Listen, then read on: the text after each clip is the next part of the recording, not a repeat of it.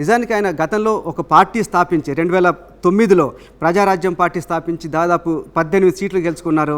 తర్వాత పార్టీని కాంగ్రెస్లో విలీనం చేసి కేంద్ర మంత్రి కూడా అయ్యారు. ముఖ్యంగా ఆయనకున్న అవకాశం గురించి చెప్పాలంటే సౌత్ ఇండియా మొత్తంలో చెప్పాలని ఒక రంగా సూపర్ స్టార్ అని చెప్పొచ్చు.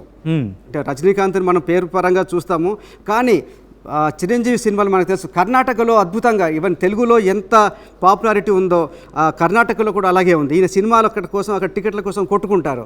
అలాగే తమిళనాడులో, ఎందుకంటే చాలా సంవత్సరాలు చిరంజీవి అక్కడ చెన్నైలోనే ఉన్నారు, అక్కడ కోలీవుడ్లో అక్కడ కలిసి పనిచేశారు. అలాగే నెక్స్ట్ మిగిలింది మలయాళం ఇండస్ట్రీలో కూడా మెగాస్టార్ కుటుంబానికి అటు అల్లు అర్జున్ కావచ్చు, పవన్ కళ్యాణ్ కావచ్చు, మిగతా కుటుంబ సభ్యులకు సంబంధించిన సినిమాలు కూడా చాలా, అంటే మలయాళ సినిమాల హీరోలకు ధీటుగా అక్కడ ఈ మెగా కుటుంబానికి చెందిన సినిమాలు ఆడుతుంటాయి. కాబట్టి మెగాస్టార్ అభ్యర్థిత్వాన్ని పరిశీలించడానికి చాలా అవకాశం ఉంది. దానికి పైగా తోడు ఇంకొక ఇంట్రెస్టింగ్ పాయింట్ ఉంది సచిన్. ఇప్పుడు ఏపీలో డిప్యూటీ సీఎం జనసేన పార్టీ అధినేత పవన్ కళ్యాణ్ ఉన్నారు.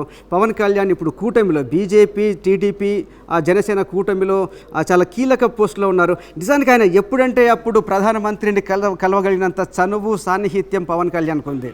ఈ మధ్య చూడొచ్చు బీజేపీ కానీ ముఖ్యంగా ప్రధానమంత్రి నరేంద్ర మోదీ చిరంజీవికి ఇస్తున్న ఇంపార్టెన్స్ చూస్తే ఖచ్చితంగా చిరంజీవి కూడా ఉపరాష్ట్రపతి కావడానికి సరైన అవకాశాలు కనిపిస్తున్నాయి.